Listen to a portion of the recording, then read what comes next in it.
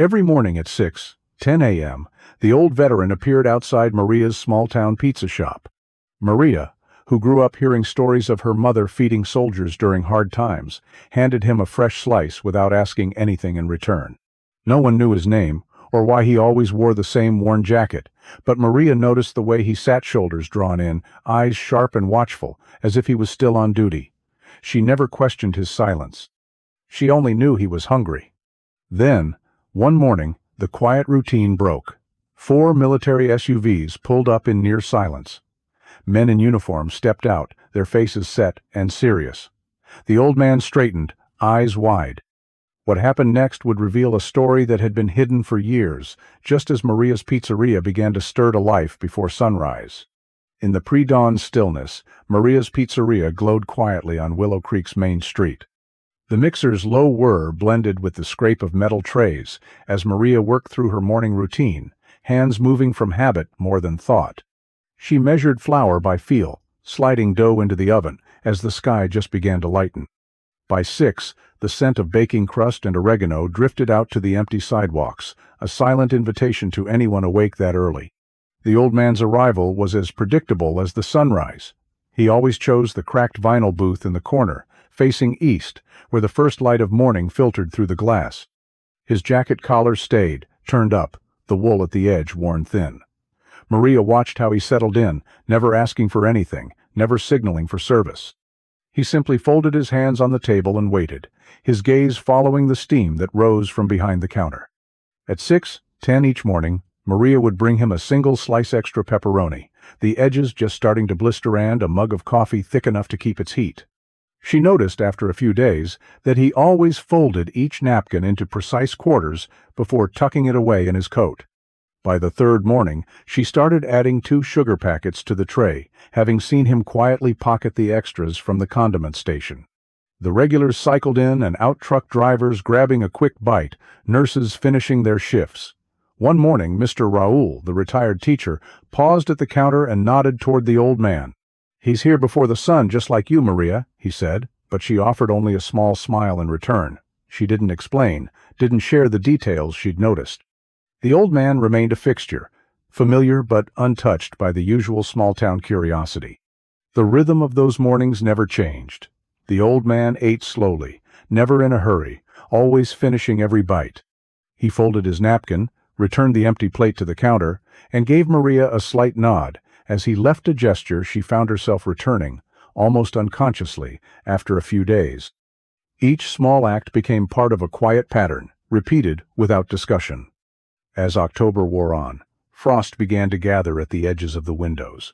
Maria caught him one morning rubbing his knuckles beneath the table, his hands stiff from the cold. The next day, she placed his coffee directly in his hands rather than on the table, and his fingers lingered on the warm ceramic just a moment longer. By the 11th day, the routine felt less like charity and more like an understanding something unspoken, but noticed all the same. It was in these silent exchanges, as the shop filled with the first hints of morning bustle, that Maria began to see what others missed. Maria noticed subtle things about the old man that most people overlooked.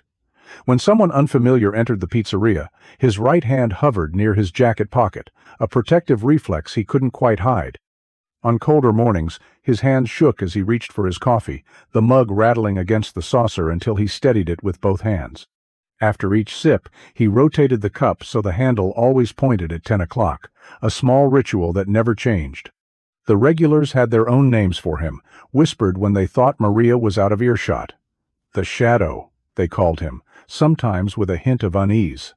She once caught the diner owner miming zipped lips at the retired schoolteacher, both glancing toward the booth where the old man sat.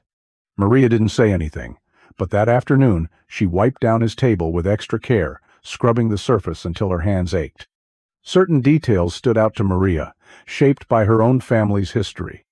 She recognized the tight lacing of his faded black boots and the way he rose from his seat, right foot forward, weight evenly balanced, movements careful and practiced.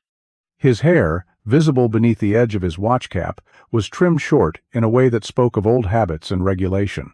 The jacket he wore had seen better days, but he kept it buttoned all the way up, as if holding on to a sense of order.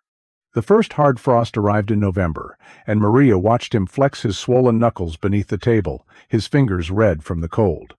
Without announcing her intention, she fetched a pair of men's work gloves from the back leftovers from last winter's supply. She placed them beside his coffee, the plastic wrapper still crinkling, and returned to her duties. The next morning, he wore them. The tan gloves looked oversized, but when he gripped his mug, the tremor in his hands eased. He ran his palm over the leather, testing the unfamiliar warmth, then tucked his hands beneath the table as if uncertain he deserved the comfort. After that, their exchanges grew quieter but more certain. He began nodding when Maria refilled his coffee, sometimes leaving a crumpled dollar under his plate, which she quietly added to the penny tray.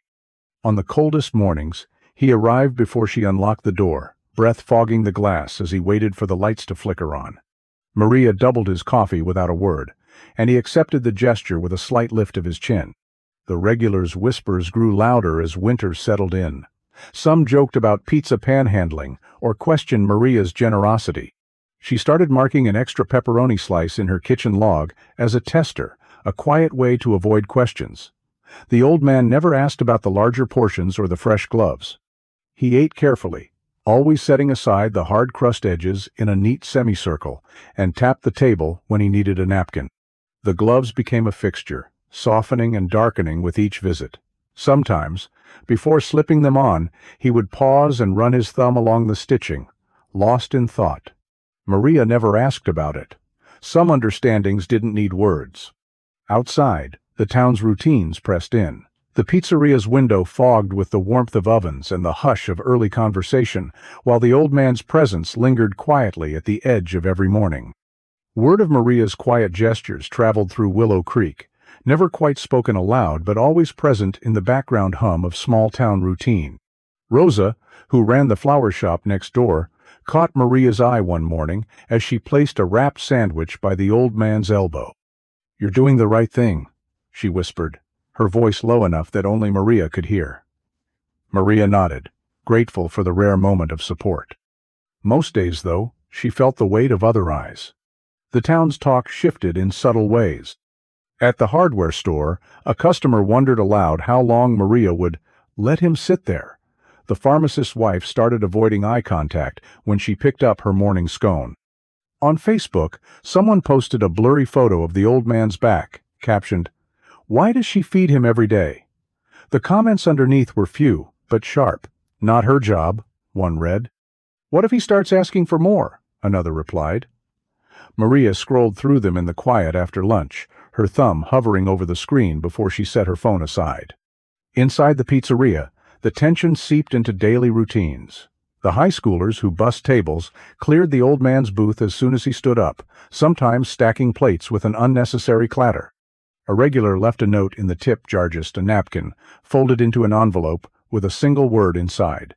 Enough. Maria tucked it away with the others, not letting herself react in front of the staff. She started keeping a small notebook beneath the register, jotting down the cost of every extra slice and coffee. When her tips ran short, she slipped a few bills into a plain envelope marked "For the Morning Man," just as she'd seen her mother do years before for strangers who needed help. She never spoke about it, and no one asked. A few customers chose to order takeout instead of sitting near the booth in the mornings. Maria watched their glances as they waited for their orders, fingers tapping phone screens, eyes darting toward the old man's jacket and gloves. The booth's vinyl cracked where he always rested his elbow, but Maria never considered replacing it. She just wiped it down each morning, smoothing the surface with a practiced hand. Frank, from the diner down the street, stopped by one afternoon and lowered his voice. "People are starting to talk, Maria. Maybe you could set up a to-go box for him instead." She nodded, not making any promises, and that evening she packed a slice in a plain box, tucking in extra napkins. She placed it at the far end of the counter, away from the register, and left it there without comment. Despite the whispers and the sidelong looks, Maria kept her routine. She marked the old man's meal in her notebook, kept the envelopes hidden, and greeted him each morning with the same quiet nod. The old man never reacted to the stares or the silence that followed his entrance. He simply took his seat, rotated his mug, and ate his breakfast with deliberate care. As the days grew shorter and the air sharpened with the promise of snow, Maria noticed herself glancing at the door more often, listening for the familiar shuffle of boots. The community's whispers faded into the background noise of clattering dishes and distant conversation, but Maria's focus stayed on the booth by the window, waiting for the morning to begin, as it always had. The booth by the window remained empty. Maria still prepared the pepperoni slice at sunrise, sliding it into the warming oven and setting the coffee pot on the burner. She checked the clock every few minutes, expecting to see his familiar silhouette on the sidewalk. When the hands crept past the usual hour, she waited a little longer, telling herself he was just late. By 8, the coffee had thickened, and the slice grew tough at the edges. She boxed it up and set it under the counter, just in case. The next morning, the booth stayed vacant again. Maria wiped down the table as if clearing away invisible crumbs, her hands moving slower than usual. She watched the door, listening for the shuffle of boots, but only regulars drifted in and out. The gloves she'd given him were gone too, not left behind as a forgotten token, but simply absent. She noticed the faint marks his hands had left on the mug traces. She couldn't scrub away, even after several washes. With each day, Maria's worry deepened. She remembered how her mother used to say, "If someone's missing, you keep the bread warm for them." Maria kept her promise, wrapping 2 slices in foil at closing time and placing them in a plain paper bag. She carried the bag to the dumpster behind the shop, setting it on top of the recycling bin where the lid would shield it from snow. The first night, frost hardened the bread before sunrise. The next, the bag disappeared, but Maria never saw who took it. As the week wore on, she found herself searching for signs of footprint in the alley, a napkin folded on the curb, anything that might mean he was still nearby. The fridge filled with meals she'd prepared out of habit, leftovers she couldn't bring herself to throw away. She kept a small notebook by the register, tallying the cost of each extra slice, each cup of coffee, as if the numbers might explain his absence. The regulars noticed the change. Some asked why she kept making the tester slice. Maria shrugged and took a bite in front of them, then quietly tossed the rest. She didn't mention the bag she left outside, or the way she lingered by the back door, hoping for a glimpse of the old man's jacket in the early light. Snow fell steadily, piling against the windows and softening the edges of the street outside. Maria's routine shifted, but didn't break. Each night, she packed a meal and left it by the dumpster, a small act of hope. Sometimes the bag was gone by morning, sometimes not. She never checked which nights he had come. Maria began to notice the quiet in the shop more acutely. The booth's emptiness weighed on her, and the extra food in the fridge reminded her of promises made and not yet kept.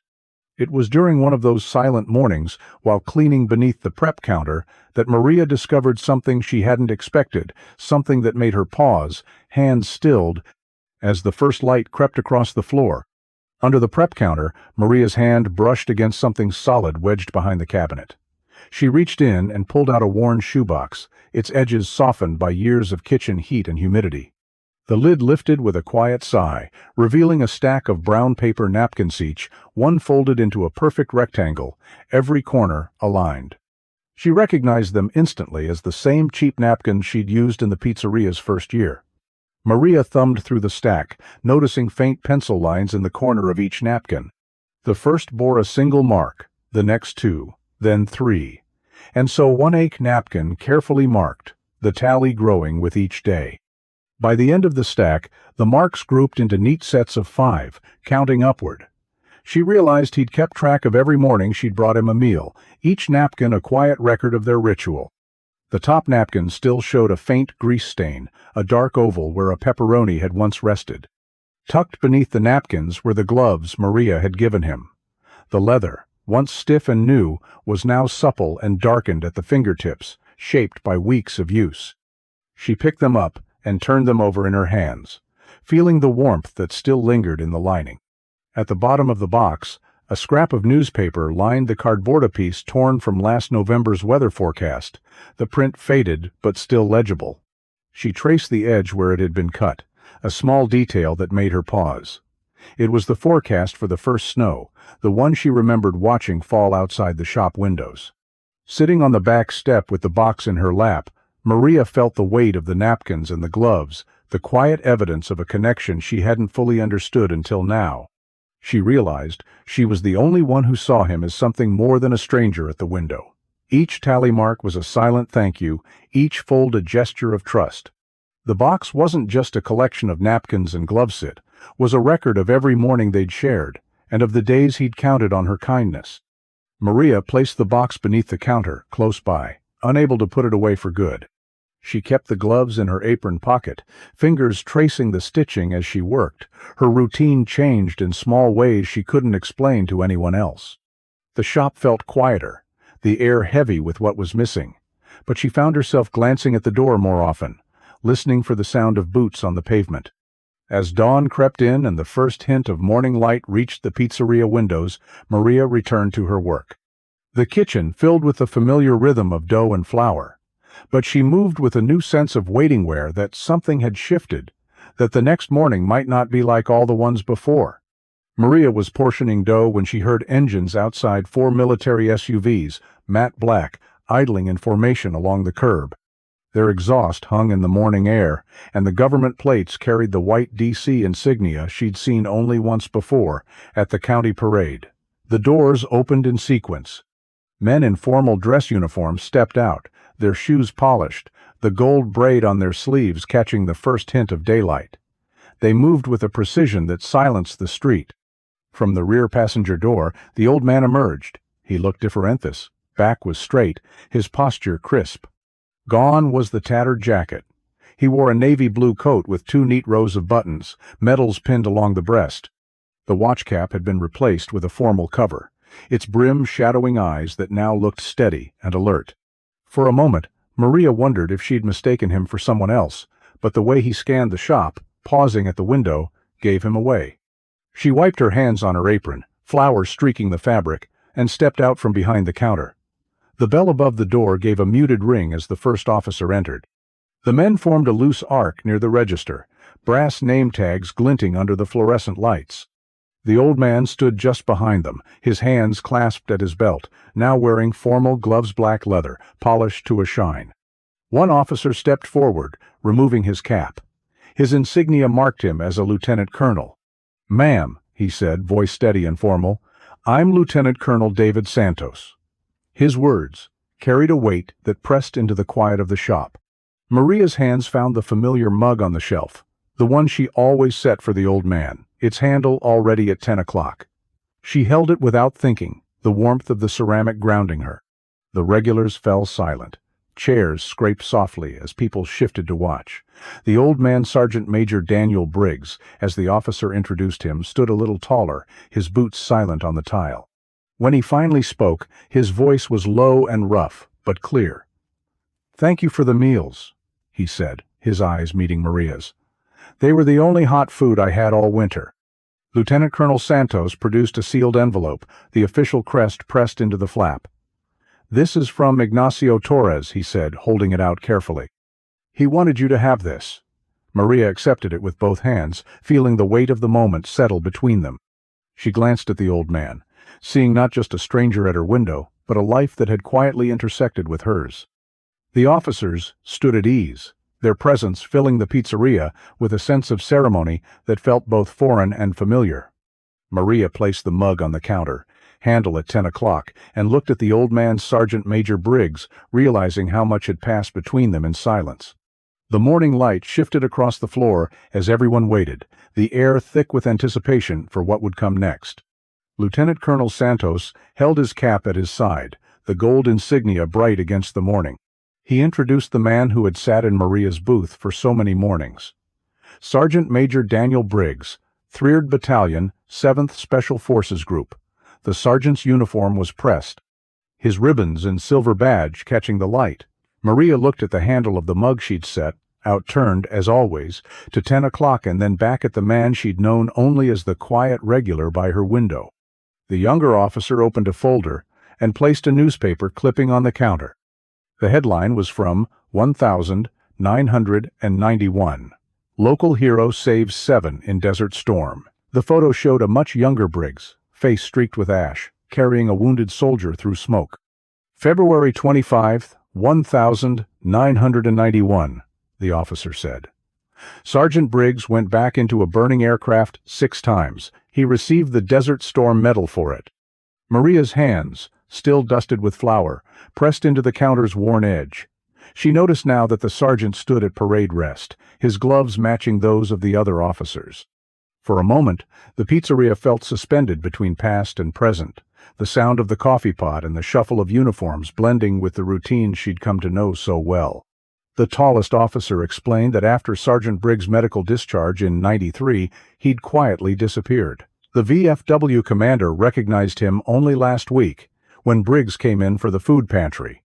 Maria thought about the empty booth and the way the sergeant had always watched the door, never letting his guard down. The careful folds in his napkins, the habit of keeping his hands free, details that made sense now, seen in the context of his service. Sergeant Briggs spoke, his voice low but steady. "Buses don't run before 7. The VA hospital's 30 miles out." He nodded toward the warming oven. "Your pizzeria was the only place open. Those meals got me through the coldest winter I've ever seen." One of the officers handed Maria a sealed envelope, the official crest pressed into the flap. "This is from Ignacio Torres," he said quietly.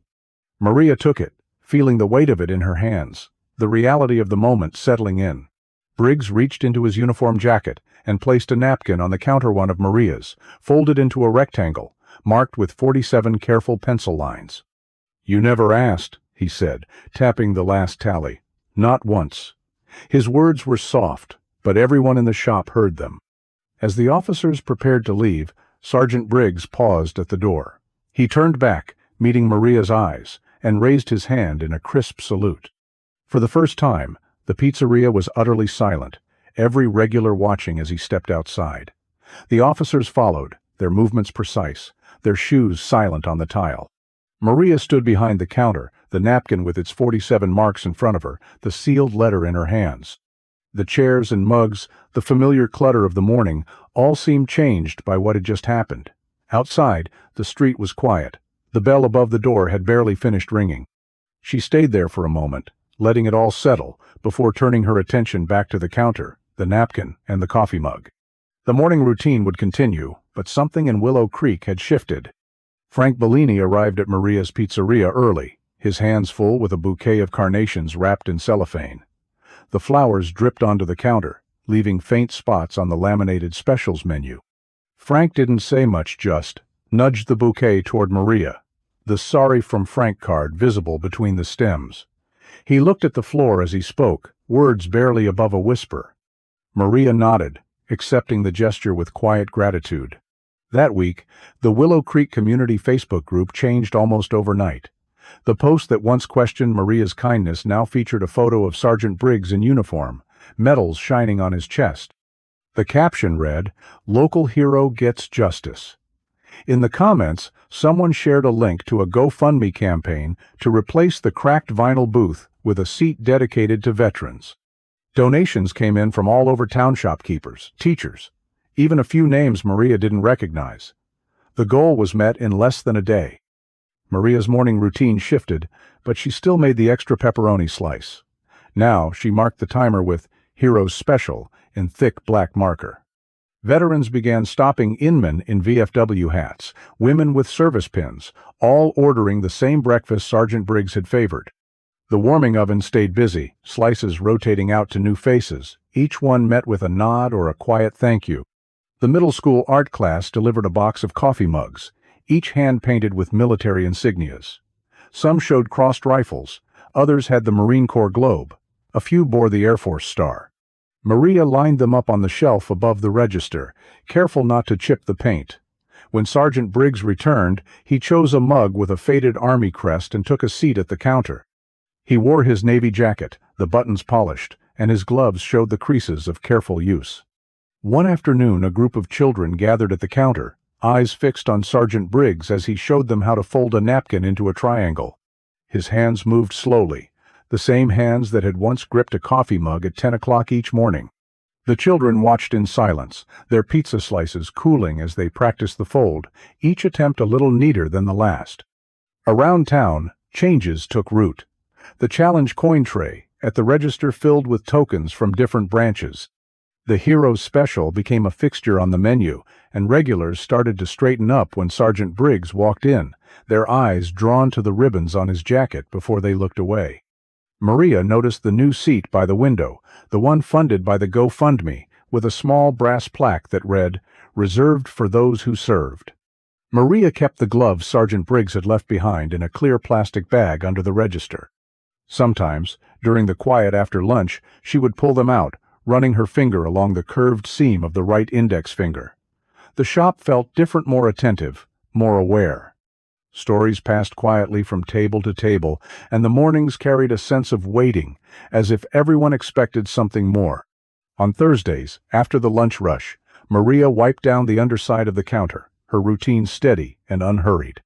The pizzeria had taken on a new rhythm, shaped by small acts of recognition and the quiet presence of those who remembered. On a quiet Thursday afternoon, Maria reached beneath the counter to tidy up and found the envelope she'd almost forgotten. Its manila paper had grown soft at the corners, tucked behind the register where she kept her private notes and receipts. She paused, hands stilled, and slid the envelope free. The paper felt heavier than she remembered, as if it carried more than just its contents. Inside, she found two things. The first was a photocopy of Sergeant Briggs' Purple Heart citation, dated 1992.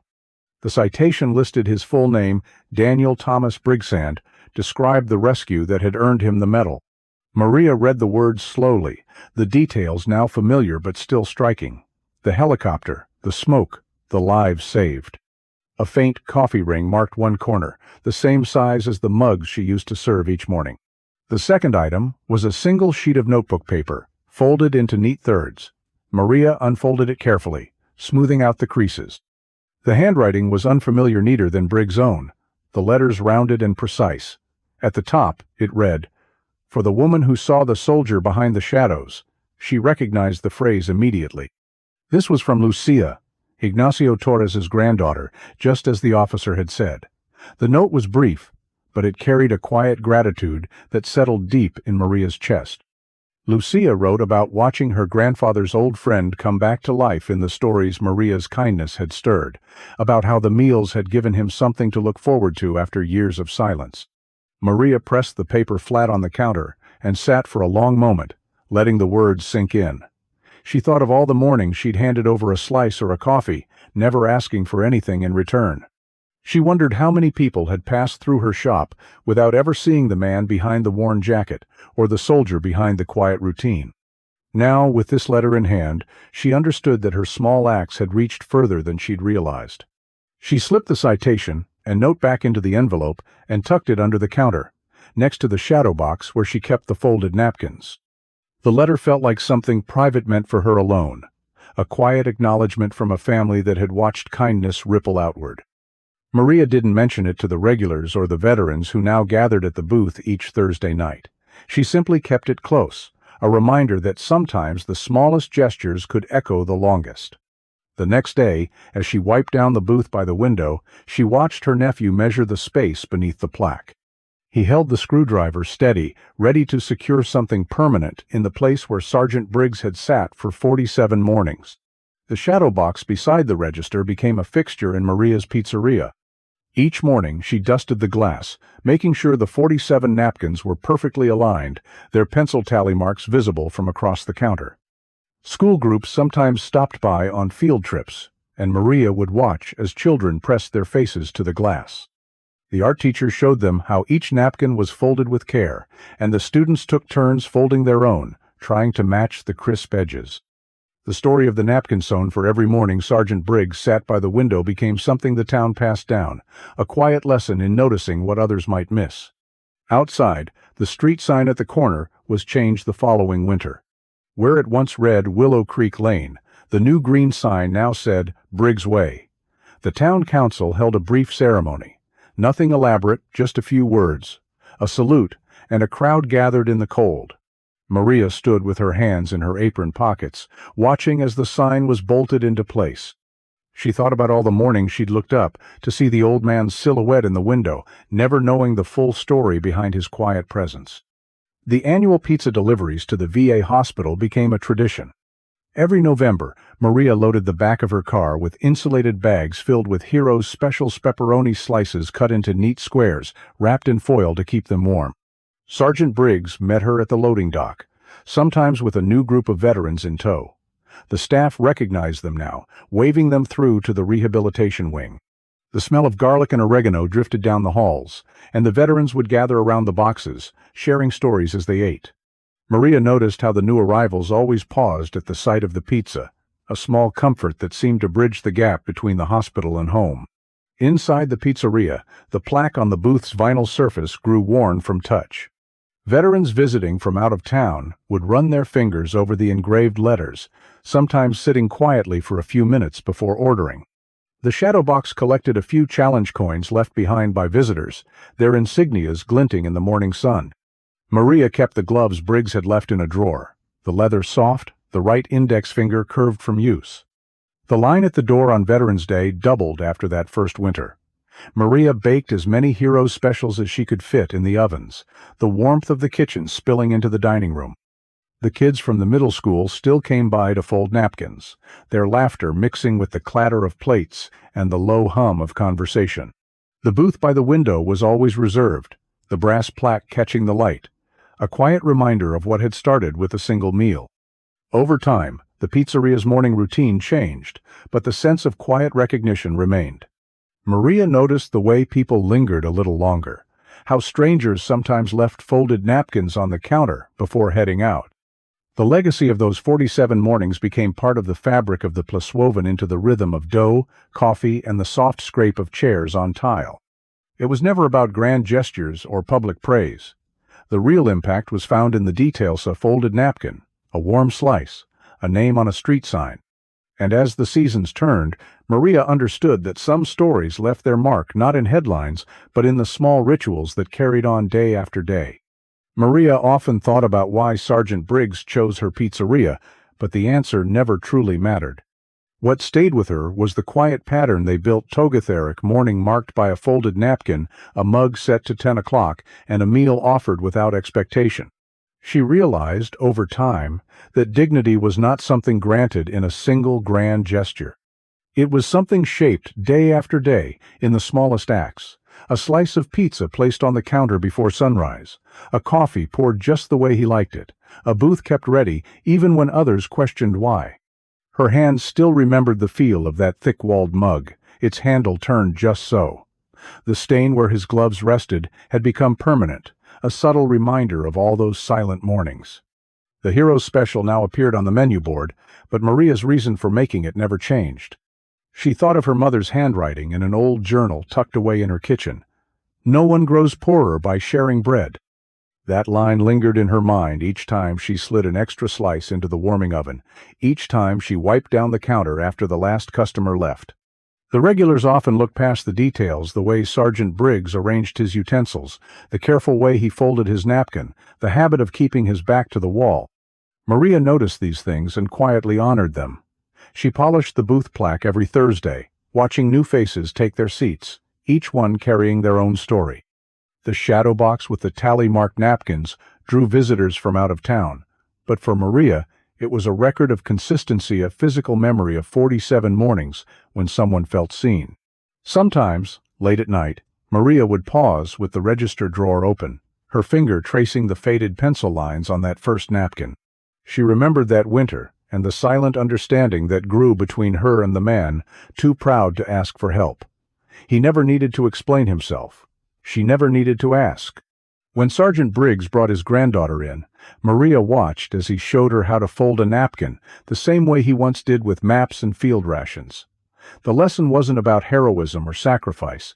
It was about attention, about seeing the person behind the uniform, the story behind the silence. Maria understood that her greatest gift hadn't been a free meal, but the quiet respect of meeting someone's need without asking for anything in return. On cold mornings, she still prepped an extra slice, the oven humming as dawn crept in. She salted the sidewalk along Briggs Way, watching her breath fog the window, and sometimes caught sight of someone pausing at the memorial bench. Each act felt small, but Maria knew now that small acts, repeated with care, could carry the weight of unseen sacrifices. The true lesson was simple. Dignity lives in quiet consistency, and the stories that matter most are often the ones hidden in plain sight. Maria kept her mother's words close and tried, every day, to see the stories folded in every napkin. In the quiet routines of a small-town pizzeria, Maria's simple kindness offered more than a meal. It restored dignity and connection for someone who had nearly slipped through the cracks. She never asked for recognition or explanation. She just provided what was needed, quietly and without judgment. Her actions inspired dozens of local veterans to reconnect with community services, showing that even the smallest gestures can spark real change. A single warm slice gave Sergeant Briggs hope through the coldest winter. If you've witnessed quiet heroism or a moment of compassion, share it in the comments below. If you found this story meaningful, consider subscribing for more true tales of service and compassion.